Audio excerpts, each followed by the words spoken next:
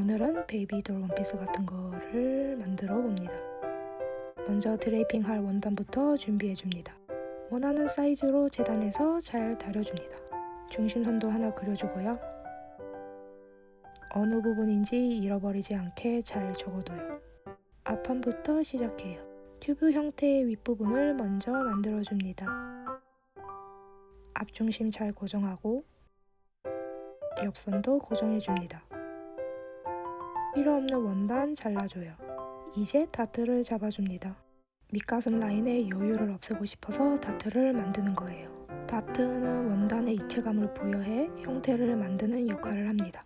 2D 원단을 3D 인체에 적용하면 필요없는 여유가 생기는데 그게 다트 분량입니다. 저렇게 기본적인 삼각형 다트가 될 수 있고요. 플리츠나 게더 같은 디테일로 변형을 하거나 절개선을 만들어버리는 등 활용법이 다양합니다. 다트 분량을 어떻게 활용하는가가 굉장히 중요한 디테일이 됩니다. 뒷판도 만들어주고요. 뒷판은 앞판보다 굴곡이 없어서 다트가 필요 없었기 때문에 그냥 원단을 스럭 밀어주면 끝이에요.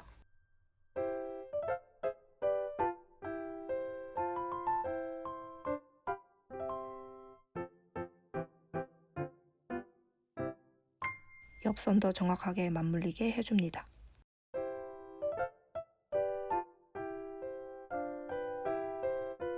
뒷판이 빠르게 끝났고요. 이제는 궤도를 만들어 줄 거예요. 원단에 0.5cm 간격으로 스티치 2줄 만들어주고 조물조물 당겨줍니다. 당길 때는 밑실만 당겨줘야 해요. 그리고 아까 만든 탑 위에 올려서 형태를 만듭니다. 셔링이나 궤도 같은 경우는 원단의 특성 따라서 결과물 차이가 커요. 그래서 드레이핑도 광목 말고 본 원단과 비슷한 원단으로 해야 정확한 결과물을 얻어낼 수 있어요. 하지만 저는 느낌이 달라져도 상관없었기 때문에 그냥 광목으로 했습니다. 가슴 라인 잘 표시해서 시접 정리해주면 이렇게 나왔습니다. 탑 밑판과 궤도에 너치 표시 잊지 말고 해줘요.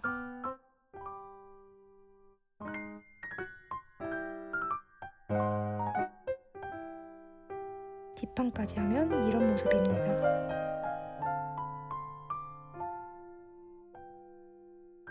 탑 밑에는 궤도 플레어를 만들어줍니다. 플레어인데 조인심에 궤도 주름까지 더해져서 더 풍성한 부피감을 줄 수 있는 디테일이에요. 플레어를 만드는 것과 동시에 중간중간에 궤도 주름을 접어서 넣어주면 됩니다.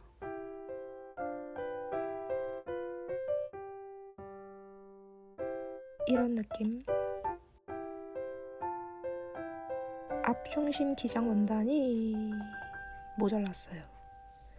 어느 정도 기장으로 할지 잘 기억해 뒀다가 남는 전 이어붙이거나 종이 패턴을 할 때 수정해주면 됩니다. 필요 없는 시접 정리해줍니다. 겟업 플레어는 이런 느낌입니다. 뒷판도 똑같이 해주면 드레이핑 끝!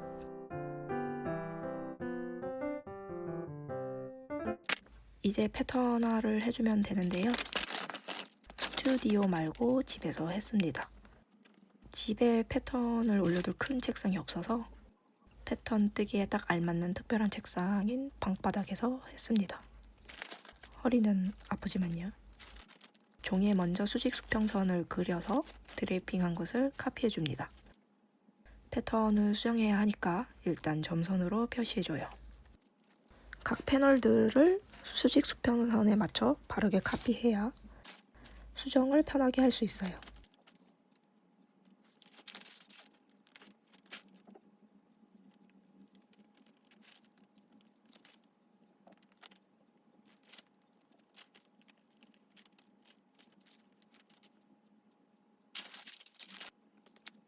카피를 했으면 불안한 선이나 사이즈를 수정해주면 됩니다. 사이즈도 이상이 없는지 확인해줍니다. 그리고 이상이 있으면 수정해주면 됩니다. 대부분의 옷은 신체보다 사이즈가 커야 입을 수 있기 때문에 어느 정도 크게 해야 내가 원하는 핏이 나올까가 큰 고민거리예요. 이번에 재보니까 너무 타이트할 것 같아서 옆선과 앞중심, 뒷중심에 0.5cm씩 더 키워줬습니다. 사이즈를 키우는 것도 비트량을 줄이거나 임의의 절개선을 추가해 늘리거나 디자인과 상황에 따라서 다양한 방법이 있습니다. 퍼즐 같은 설계도를 만든다고 생각하시면 됩니다.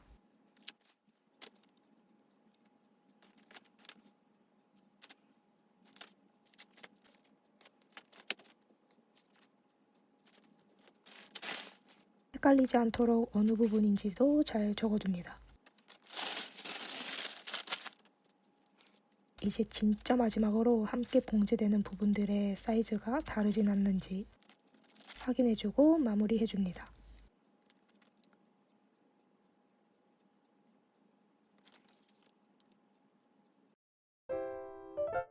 수정된 패턴을 잘라서 재단 준비해주고요. 재단합니다. 이거는 탑에 올릴 겟더이고 이거는 겟더 플레어입니다. 저는 시접을 바인딩으로 처리할 거라서 바인딩 감도 잘라줬어요. 이제 차근차근 봉제하고 깨끗하게 다려주고 시접 처리도 이렇게 해주면 완성이 아니고 겟더 작업을 한 번 더 해줘야 돼요. 형태 고정하기 힘들 때는 바디에 입혀놓고 하면 편해요. 드레이핑 때 한 것처럼 겟더 만들어줍니다.